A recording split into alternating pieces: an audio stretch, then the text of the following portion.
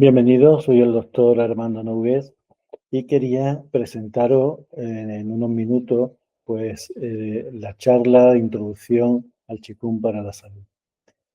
Para los que no conozcáis el término Qigong, se compone de dos ideogramas, el Qi y Kung. Se escribe Qigong, la grafía es distinta de la pronunciación. Qi significa energía, Kung significa trabajo, literalmente sería trabajar con la energía. Pero ambos conceptos son un poquito más complejos. Ese chi, esa energía, es una energía vital, primordial, que constituye a los seres humanos, a todo lo que hay en el cosmos y que su equilibrio da lugar a la salud, su desequilibrio da lugar a la enfermedad, y hablaremos de él viendo los distintos tipos un poquito más adelante. El término Kung, que he traducido como trabajo, realmente viene a ser un trabajo que requiere paciencia, constancia, disciplina, perseverancia hasta alcanzar la maestría. Es decir, dicho de otro modo, Qigong podría ser también la maestría en el manejo del Qi. Este término, aunque es un término antiguo, llegó a Occidente sobre los años 50 gracias a la obra del doctor Liu Yu-Zhen, el cual en el año 1957 publica un texto, La práctica de la terapia del Qigong, y con ese término Qigong lo que hace es reunir muchas terapias que había desde la antigüedad en China, desde muchos miles de años. La terapia Tuna, el Daoyin, el Zhen Shou, es decir, un montón de terapias diferentes y las reúne bajo el término Qigong. Hay una historia curiosa del doctor Liu, y es que él estaba en el ejército de la República Popular China y en un momento determinado contrae una tuberculosis, enferma, se da de baja, se va a su pueblo y en su pueblo conoce a otro doctor, el doctor Liu Duzhou, que le enseña una técnica de Qigong, la técnica del Nei Yang Gong, que venía de un linaje familiar de ese doctor. El doctor Liu Yu-Zhen no solamente se cura de la enfermedad, sino que además se vuelve a trabajar, vuelve a su cometido y funda en el año 1954 en Tangshan el primer hospital en el que se utiliza la terapia Qigong como una herramienta terapéutica. Después de esa fecha, del 1954, se van creando distintos hospitales en el que se pone el Qigong para tratar a los pacientes y esto se va desarrollando y es aproximadamente a partir de la década de 1980 cuando se empiezan a realizar ya los primeros estudios científicos para validar pues, el efecto y ver que realmente es una terapia importante. Eso continúa hasta nuestros días y veremos cómo distintos estudios pues, han validado la eficacia de este tipo de tratamiento. Los orígenes del Qigong lo podemos situar hace unos 4.000 años, pero cada vez que se hace una nueva excavación se encuentran cosas más antiguas, ¿no? Está relacionado muchas veces con aspectos chamánicos, por ejemplo, la danza de los animales de la dinastía Zhou, una dinastía que duró 8 siglos.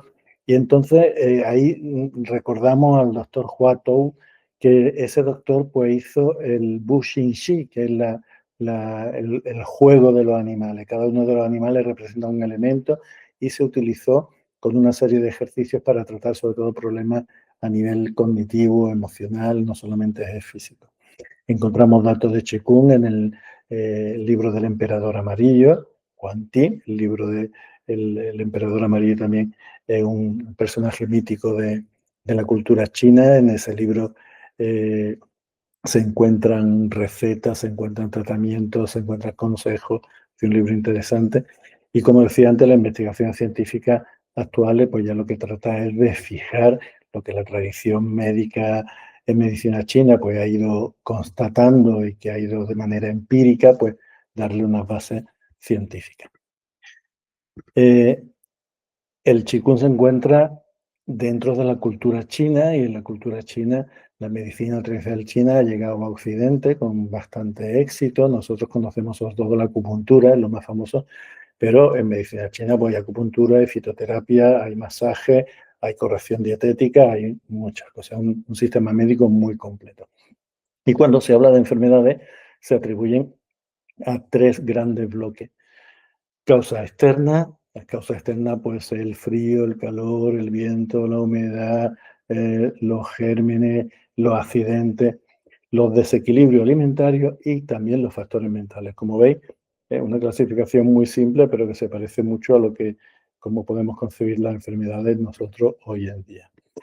Pero además de la acupuntura, que es lo que más conocemos en medicina china, además de la acupuntura, podríamos decir que la aportación importante de ese enfoque es que hace miles de años, hace muchísimo tiempo, pues está hablando de una dimensión energética, está hablando de un modelo sistémico y está considerando la cronobiología. Estas cosas en Occidente han llegado, como quien dice, antes de ayer. Por ejemplo, todavía hoy día, cuando se le habla a algún compañero acerca de la dimensión energética del ser humano, cree que estamos hablando de eso que llaman ahora pseudociencia, esoterismo. Oye, si tú coges un electrodo en una célula y lo pones dentro y fuera, hay una diferencia potencial de membrana y eso son medidas en milivoltios y eso es energía, los milivoltios de energía bioeléctrica. De hecho, algunos autores chinos consideran el chi, la traducción occidental del chi sería la energía bioeléctrica del organismo. Nos podemos hacer una medición de un electrocardiograma, cosa muy frecuente, un electroencefalograma, y lo que estamos haciendo son medir el comportamiento bioeléctrico del organismo. Cuando hacemos distintas mediciones, estamos midiendo energía, ¿no? Como un miograma, un neurograma, todo ese tipo de cosas. Estamos midiendo conductividad eléctrica, estamos viendo cómo la energía recorre el organismo.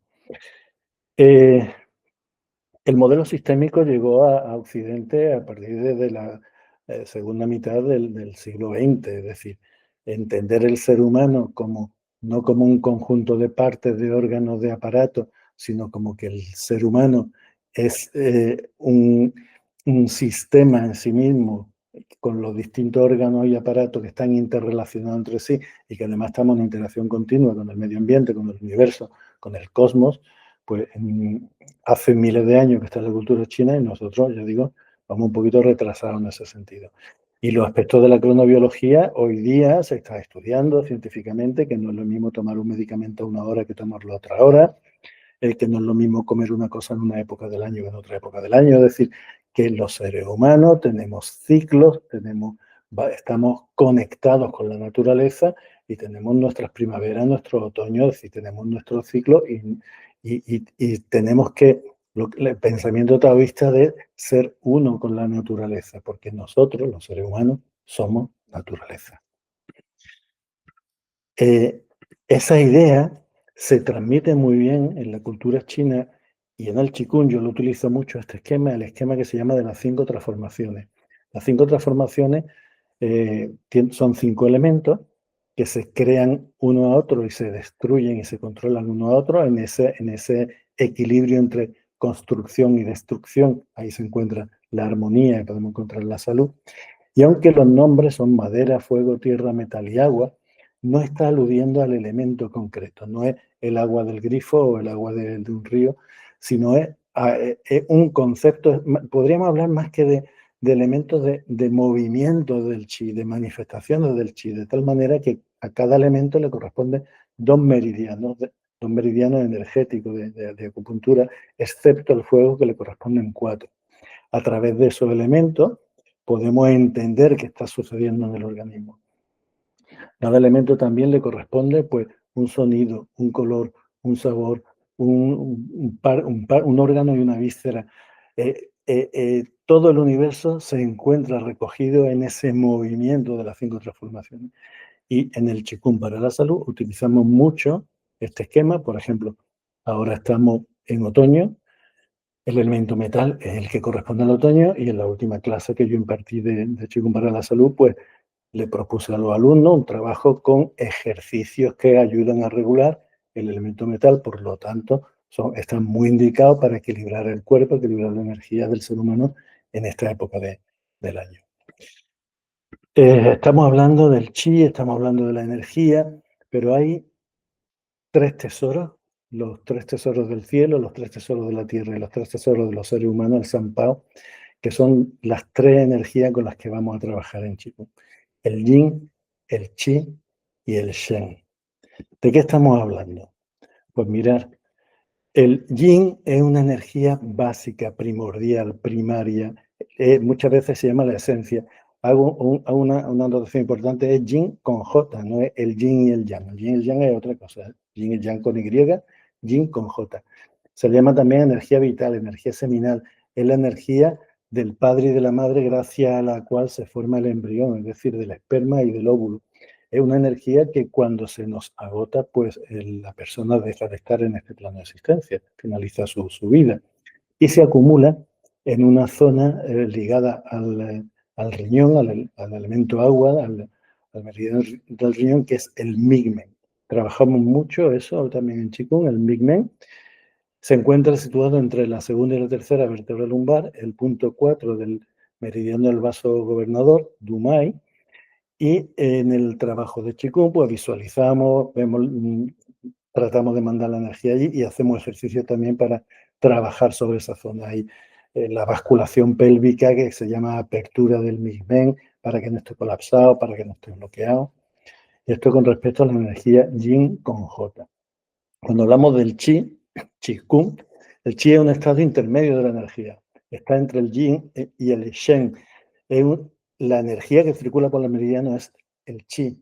Y se dice que se dirige con la intención. Esto es muy interesante. Es decir, nuestro pensamiento, nuestra intención va a modificar el flujo del Qi. Decía el maestro Ibrekena, un maestro de Qigong del que yo aprendí mucho, conforme con él, pues decía, cuando hay un bloqueo de Psi, PSI, hay bloqueo de Chi, de energía.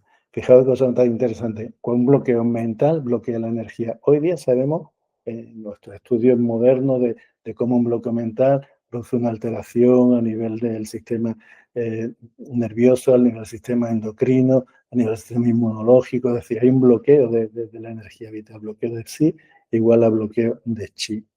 ¿Y cuántos tipos de chi hay? Os dije antes al principio de que el chi no era una única cosa, sino que hay distintos tipos de chi. Tomamos chi a través del chi del cielo, tomamos chi a través de la respiración, el chi del aliento. Tomamos chi a través de la alimentación, de los nutrientes, el chi de los alimentos. Cada uno tiene un nombre en chino, no me voy a meter mucho para no complicar.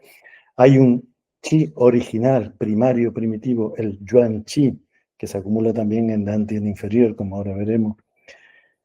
Tenemos un chi que dice el chi que emana del cuerpo. El chi que emana del cuerpo es el chi interno, el chi que sale de dentro hacia el exterior. El chi nutritivo, que es el chi que circula también por los meridianos, y el chi protector, que es como la capa externa, el wei chi, el chi externo, es como una especie de sistema inmunológico, una coraza que nos envuelve y nos evita tener perturbaciones de ídolos agentes patógenos y morbosos con el que contactamos cada día. Bien, hemos hablado del yin, hemos hablado del chi. ¿Qué podríamos decir del shen? El shen se traduce también como consciencia, como principio espiritual. Es la energía más refinada, más elevada. Es la energía que trasciende, aporta claridad mental, ayuda a percibir la realidad sin bloqueos, sin perturbaciones, da armonía. Es como si fuera el espíritu. El yin sería la energía primaria, el chi el estado intermedio y el shen la energía refinada superior. ¿Cuál es nuestro trabajo entonces a través del Qigong? Es un trabajo no solamente de salud, sino también de desarrollo humano. Cultivamos el yin, protegemos el yin, no lo desgastamos, no vamos a abusar de esa esencia, porque cuando se nos desgaste, pues se nos acabó lo que se daba, como se dice. Cultivamos el chi y lo transformamos en shen, es decir, mantenemos la salud y cultivamos la espiritualidad, también la conciencia. Esta foto me gusta cuando la vi en la base de fotos que tengo, pues me encantó, la puse con adrede porque, fijaos, esas dos señoras ancianas, cara sonriente, haciendo movimiento y postura de Qigong. Pero llama la atención la flexión que tiene de la rodilla, ¿no? No es una flexión propia de los ancianos que nosotros vemos habitualmente, al menos con una edad similar. Fijaos, esto es por lo siguiente. Hemos hablado de que el yin tiene que ver con el riñón. Con el riñón estamos hablando no solo del riñón órgano, sino el riñón meridiano, con el migmen que hablamos antes, que se acumula en esa zona. Y el trabajo de fortalecimiento de las extremidades inferiores está ligada a la energía del riñón. Por lo tanto, un ejercicio que ayuda al tema de la longevidad y que fortalece el yin y que fortalece la energía del riñón es el trabajo con las piernas, con la flexión, mantener unas piernas fuertes, ¿no? Eh, Otro concepto fundamental dentro del Qigong, del trabajo de Qigong que nosotros hacemos, son los tres Dantien. Los Dantien son una serie de centros energéticos, uno inferior abajo, otro medio a la altura del corazón y otro superior en la cabeza. La imagen frontal parecería como que están en el exterior. Y en el exterior lo que están son unos puntos de acupuntura muy importantes que se utilizan, que se trabaja en acupuntura o que se puede masajear, etc. Pero si veis la imagen lateral, los Dantien están en el interior. Por ejemplo, el Dantien inferior está 2, 3 dedos debajo del ombligo y hacia adentro. El dantien medio está en la zona del corazón donde apoya con el diafragma. El dantien superior está en la zona interior del cerebro, la zona del valle sagrado, y se abre en el yin tran, es decir, en el tercer ojo y también a nivel de la bóveda del cráneo en el pai hui, ¿no? Esos tres dantien son como acumuladores de energía que permiten hacer circular mejor la energía en el organismo. Vamos a trabajar con cada uno de ellos en distintos ejercicios. El que más trabajamos es el Dantian inferior, que va a conectar también con la energía del yin del riñón y que de alguna manera representa al elemento agua también, mientras que el del corazón, el Dantien medio, va a representar al fuego, un elemento, un Dantien mucho más emocional. Entonces hacemos el proceso alquímico de equilibrar el agua y el fuego, porque si hay exceso de uno, hay exceso de otro, el desequilibrio siempre de enfermedad, el equilibrio lleva a la salud, ¿no? Entonces vamos trabajando la energía del Dantien para ascender al Dantien medio y del Dantien medio al Dantien superior más relacionado con el Shen, con la dimensión espiritual. Bueno, todo esto del Qigong, que hemos hablado de China, estoy hablando mucho de China, de la cultura china y todo eso, ¿cómo lo aprendimos nosotros? ¿Cómo llega a Occidente? Pues el primer esbozo fue a través de los jesuitas, aproximadamente en el siglo XVIII, se dice el padre Amiot, pues trajo unos ejercicios de Daoyin, todavía no se llamaba Qigong, se llamaba Daoyin entonces, y unos ejercicios con movimientos suaves, y entonces tuvo poco éxito, la verdad, eso poco a poco, pero hay una curiosidad histórica y es que a raíz de unos dibujos que hicieron de esos movimientos del padre Amiot, más adelante se desarrolló todo el esquema de gimnasia sueca. Entonces aquí quiero aprovechar para decir, la gimnasia sueca es estupenda, ha aportado mucho y no me meto con ella para nada, ¿no? Pero que el Qigong no es una gimnasia. A veces, incluso yo tengo libros de Qigong que dicen, Qigong gimnasia china, ¿no? Bueno, pues no es gimnasia. La gimnasia está muy bien y no le pongo un pero el Qigong no es solo gimnasia. ¿Se utiliza el cuerpo? Sí, pero también hacemos cosas estáticas, también hacemos cosas tumbadas, también hacemos práctica respiratoria, práctica meditativa. No es una gimnasia, es un Qigong, trabajo energético, si lo queréis resumir y simplificar. Entonces, si el padre Amiot no tuvo mucho éxito, ¿qué es lo que pasó posteriormente? Pues mira, sabéis que en China hubo una revolución, hubo una guerra, los comunistas contra los de Chiang Kai-shek, hubo un parón con la guerra mundial hasta el 1949, donde se proclamó la República Popular China de Mao Zedong, ¿no? Cuando empezó la Revolución Cultural China,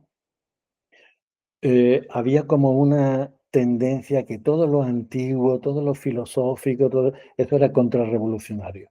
Y entonces los jóvenes militantes del Partido Comunista Chino con el libro rojo en la mano, lo habré visto en algunas imágenes de documentales y tal, cualquier cosa que hubiera que sonar a antiguo, pues era descartada, y muchas veces no descartada, sino muchas veces castigada. Y maestros de Qigong, pues o tuvieron que desaparecer o fueron encarcelados. Bueno, en China no encarcelaban a la gente, los reeducaban, no los metían en las cárceles, no iban a los campos de reeducación para hacerlos buenos ciudadanos.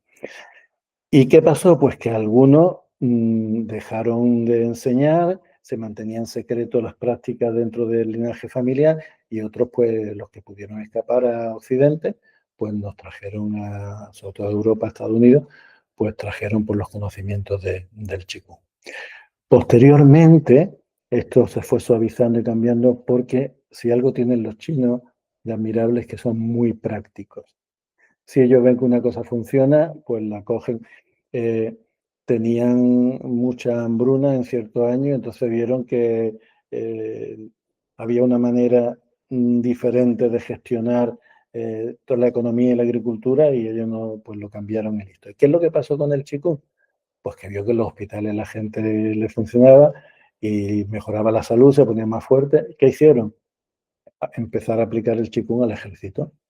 En el entrenamiento militar utilizan el Qigong, pero no utilizan el Qigong con la filosofía que yo he hablado del Qi, del Shen, sino lo utilizan más como una gimnasia de fortalecimiento.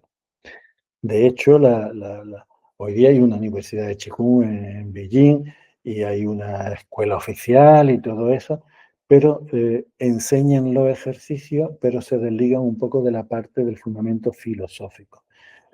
A mí me parece muy bien como lo hagan ellos, pero yo creo que no se debe de desligar. Que como nosotros no tenemos esas limitaciones, esas restricciones impuestas por el gobierno de China, pues podemos hablar libremente de los aspectos filosóficos y los aspectos que fundamentan y que hacen entender ese Qigong de una manera no solamente para la salud del cuerpo, sino también para la salud del espíritu.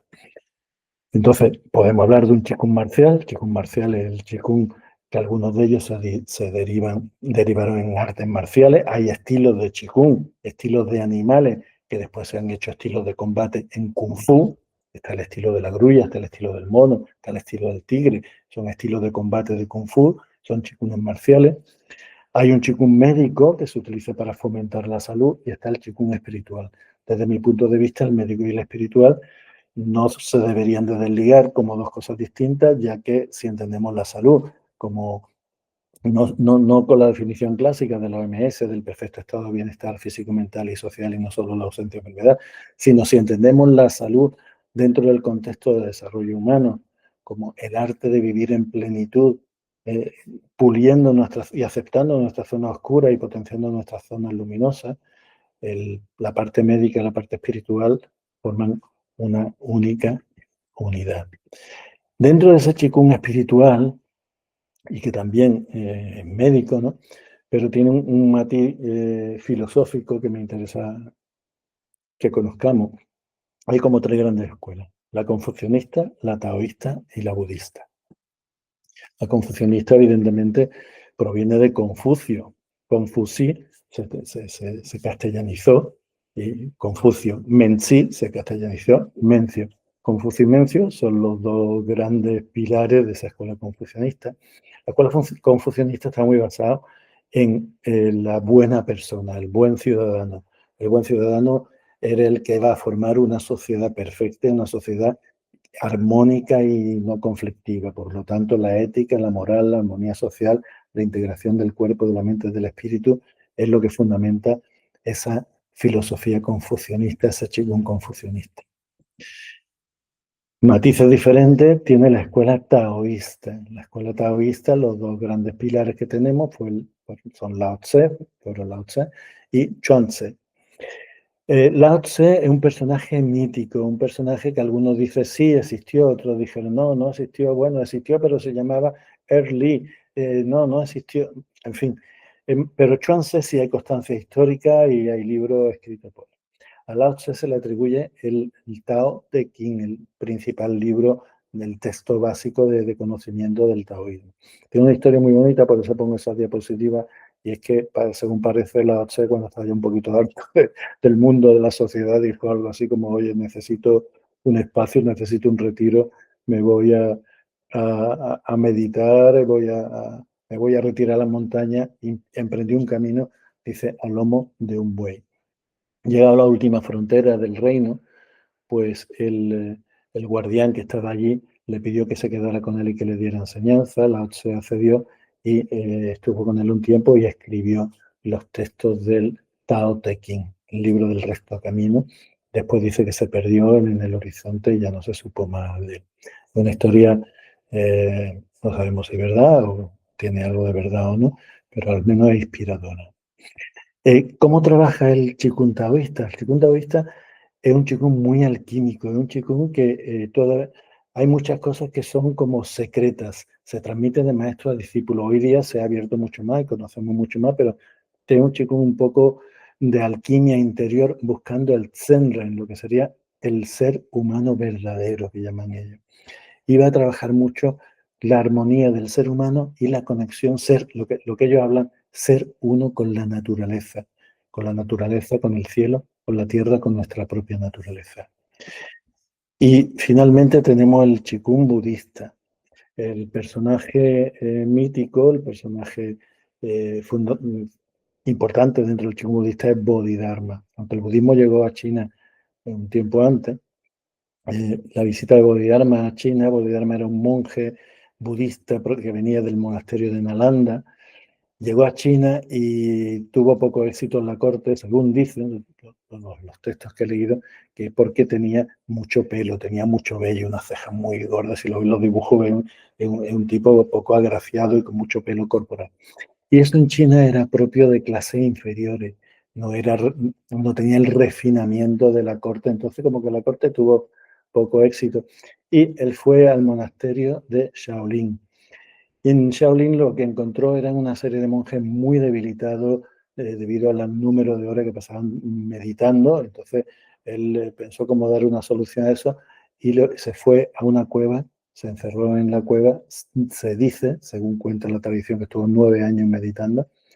Eh, y después de esos 9 años, también dice que se le cayó parte de ese cabello, con lo cual era simbólicamente es como que se refinó su energía y enseñó a los monjes distintos ejercicios para fortalecer la salud, para desarrollar la espiritualidad, es decir, fortalecer el cuerpo, fortalecer el espíritu, con la finalidad última de la iluminación. El Qigong budista tiene la finalidad de alcanzar la iluminación, el Qigong taoísta de la unión con el Tao, el Qigong confucianista, la sociedad equilibrada y perfecta. No son excluyentes y de hecho cuando practicamos ejercicios de Qigong taoísta, de Qigong budista y de Qigong confucianista hay menos técnicas, por lo menos yo conozco menos técnicas, conozco sobre todo budista y taoísta. Bien, todo esto ¿a dónde nos lleva? ¿Hacia dónde vamos? Pues lo que vamos es, lo que tratamos con todo este planteamiento del Qigong es mejorar la salud, armonizar nuestra vida y ponernos en un camino de desarrollo humano, de desarrollo personal. Eso es lo que pretendemos. Y bueno, ¿y cómo lo vamos a hacer? ¿Cómo queremos hacerlo? Pues en el Qigong lo que nos propone es trabajar con el cuerpo, con el movimiento de la corporalidad, trabajar con la quietud, trabajar con la respiración y trabajar con la mente. Serían como los distintos campos de trabajo dentro del Qigong. Entonces, cuando hablamos de trabajar con el movimiento, os he dicho antes, Qigong, hacemos movimientos, pero no es exactamente una gimnasia, es algo más. Los movimientos son movimientos conscientes. Debemos estar bien enraizados. La postura se construye desde la planta de los pies. Se pueden estar moviendo las manos, pero los pies están participando, participa todo el cuerpo. El movimiento externo es una cosa, el movimiento interno es otra. Movimiento consciente, bien enraizado, fluido.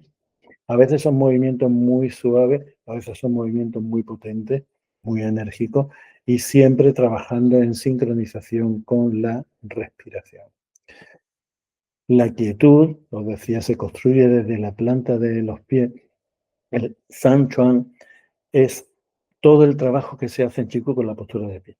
Hay muchas personas que cuando están en postura de pie entienden, practicantes iniciales, por supuesto, practicantes que llevan más tiempo, pues la han escuchado muchas veces y no, pero practicantes iniciales entienden que la postura de pie es como una pausa entre un movimiento y otro movimiento. Hacemos un movimiento, paramos, damos un ratito en pausa y empezamos otro movimiento. No. La postura de pie es una práctica bastante completa en sí misma. Y empieza desde el enraizamiento en los pies con el apoyo en los 9 puntos tradicionales de bloqueo articular de tobillos, rodillas, caderas, basculación pélvica con apertura de Migmen, hombros relajados, asila huecada, brazos a lo largo del cuerpo, la coronilla suspendida hacia el cielo, conectando Pai Hui con el cielo, y respiración en Dantien, sobre todo Dantien inferior, y vamos trabajando una serie de armonización de toda la energía. Hay distintas técnicas de trabajo, no solamente con los brazos a lo largo del cuerpo, sino la postura del árbol, en los distintos Dantien, distintas posiciones con mudra, las pacuas, es decir, hay todo un repertorio de trabajo de postura de pie, trabajando Qigong desde la quietud. Las respiraciones, en Qigong hay la tira de respiraciones. Las tres fundamentales, la natural, la invertida y la comprimida, y he puesto otras porque hay la embrionaria, la circulación celeste, la de los huesos, aliento del viento, la tira, ¿no? La respiración natural es la respiración abdominal, también llamada respiración budista. La respiración invertida es cuando utilizamos el movimiento abdominal al contrario de lo natural y además utilizamos el movimiento del diafragma. Y la comprimida, hay ese movimiento de diafragma más potente y hay una compresión abdominal, algunos llaman también respiración anal. Normalmente empezamos siempre por plan didáctico a trabajar con la respiración natural, aunque hay ejercicios que se hacen con respiración invertida, pero el alumno va a hacer respiración invertida aplicada al ejercicio cuando haya practicado ya la respiración invertida solo. ¿De qué hablamos cuando hacemos alusión al trabajo mental? Pues estamos hablando sobre todo de la atención y la concentración, factores fundamentales de nuestra conciencia y que nos van a permitir llevar el chi a través de la intención. Vamos a hacer trabajo de visualización y vamos a trabajar también creando un campo de silencio, silencio interior, vacío interior. Como recuerdo, el chi sigue al yi, la energía sigue a la intención. Como decía antes el maestro Requena, el bloqueo de psi es igual a bloqueo de chi. Bien, todo esto hemos dicho que lo hacemos por obtener algún beneficio, ¿no? Queremos conseguir algo. ¿Qué queremos conseguir? Pues desde el punto de vista de la medicina tradicional china, se dice que el Qigong mejora la energía a nivel global, regula el estrés, equilibra el sueño, mejora la función respiratoria, fortalece hueso, músculo y tendones, calma la mente, favorece la circulación. Todo eso lo dice la medicina tradicional china. ¿Y qué dice la ciencia actual? Porque eso, sí, lo dicen los chinos, no lo podemos creer o no creer. Los occidentales somos mucho más críticos, tenemos el filtro de la ciencia de por medio, que unas veces es beneficioso y otras veces es una limitación, como algunos ya conocéis. ¿Qué dice la ciencia? Bueno, a partir de 1980 se empiezan a hacer estudios de distintos tipos en centros médicos, con mediciones, con grupos control y tal, y se llega a conclusiones, he hecho un resumen, hay muchos estudios, he hecho un resumen, mejora las conexiones neuronales. Cuando nosotros hacemos muchos ejercicios de lateralidad que están haciendo que el hemisferio izquierdo y el hemisferio derecho se conecten, y hay gente que mejora el equilibrio, mejora su lateralidad, va a favorecer el aprendizaje, previene enfermedades neurodegenerativas, eh, favorece la secreción de endorfinas, eso significa que genera bienestar. Las endorfinas son los opiáceos endógenos que hacen que nos sintamos bien, que nos sintamos a gusto. Incrementa el BDNF, que es el factor neurológico de crecimiento neuronal. ¿Qué significa eso? Pues que significa que las neuronas van a crear más conexiones, se van a poder multiplicar mejor, y eso favorece, por ejemplo, la memoria, el aprendizaje, la concentración, etcétera. Se ha visto también que amortigua el estrés, genera un estado de bienestar importante, mejora también nuestra respuesta inmune, enriquece nuestro esquema corporal, equilibra las emociones, es decir, muchos beneficios, que eso no es ya que lo diga la cultura ancestral china, sino que lo dicen los datos científicos de los estudios actuales. Se ha trabajado también, se han hecho estudios en grupos de enfermos en concreto, muchos. Yo he traído también unos cuantos aquí. Por ejemplo, se ha hecho con grupos de enfermos con hipertensión, con dolor crónico, con ansiedad, con depresión, con fibromialgia, y en todo ello se ha constatado que producen una mejoría. En fibromialgia se han hecho últimamente unos cuantos trabajos muy interesantes que producen mejoría en esas personas. Una cosa importante que estamos hablando de, os acordáis del término KUN, ¿no? De trabajo, constancia, perseverancia. O sea, si quiere obtener un cambio, una mejoría, necesitará una continuidad en la práctica. No vale con que un día a la semana practique un rato y ya se te olvide, y si la semana siguiente no va, pues a practicar un rato a los 15 días. Eso es mejor que nada, por supuesto. Pero si queremos resultados, necesitamos también poner esfuerzo por nuestra parte. Si quisiera resumir todo lo que he comentado hasta ahora, el Qigong para la salud, pues podría decir lo siguiente. El Qigong para la salud toma como base esa tradición china de la que he hablado, pero añadimos otras fuentes basadas en la neurociencia, en estudios más modernos, el entrenamiento guiado por la medicina tibetana. Tomamos otro elemento para enriquecer nuestro trabajo. Hay meditaciones que no son al menos las que yo, como yo trabajo, ¿eh? No los quiero hacer extensivos a otros compañeros, pero como yo trabajo, utilizo a lo mejor meditaciones que están inspiradas en prácticas tántricas tibetanas, que no es del Qigong convencional. El Qigong para la salud, su pretensión es mejorar y mantener la salud, promover el desarrollo humano en el sentido del crecimiento personal y muy, muy, muy importante. Desde que yo empecé a dar clase hace, pues, de entre 25 y 30 años aproximadamente, pues los primeros alumnos que tuve, y muchos de ellos los mantengo, eran pacientes míos, y esos pacientes, pues, unos tenían problemas en las lumbares, otros tenían problemas en el hombro, otros tenían problemas personas de cierta edad, y entonces no se puede hacer un Qigong como el que va a un gimnasio a muscularse. Es decir, es muy importante adaptar los ejercicios a las limitaciones de las personas. Yo he trabajado con personas que tenían dificultad para estar de pie tiempo, pues poníamos una silla, cuando podía estar de pie, cuando no hacía los ejercicios sentados, y trabajé con las limitaciones de los alumnos y con mis propias limitaciones, que también las tengo. Así que un Qigong, por decirlo de alguna manera, suave, pero que a lo largo de los años me ha demostrado que tiene una gran eficacia en cuanto a beneficio para las personas que lo practican. Resumiendo este camino del Qigong, pues yo diría que hay tres aspectos fundamentales, que es la reconexión con el cuerpo, es decir, incremento de la conciencia corporal, toma de conciencia de nuestra corporalidad, enriquecimiento de la corporalidad, conexión con el aliento vital, eso nos va a conectar con la energía, con el chi, y aumentar nuestra armonía y claridad mental, y eso nos conectaría también con el Shen. Por lo tanto, el camino del Qigong es un camino integrativo, es un camino global, adaptable y aplicable a cualquier edad y a las distintas patologías, y que os animo a que os introduzcáis en él y lo practiquéis todo lo que podáis. Yo lo tengo mucho cariño y bueno, pues por eso, a pesar de lo complicado que tengo los horarios y los calendarios, pues intento seguir en la brecha. Pues muchas gracias y nos vemos en otro momento. Si tenéis alguna pregunta, alguna consulta, si queréis hacer algo, podéis mandarlo uno de los correos profesionales que tengo, a novefernandez@gmail.com, y si queréis preguntar alguna cosa, estaré encantado de responderlo. Muchas gracias.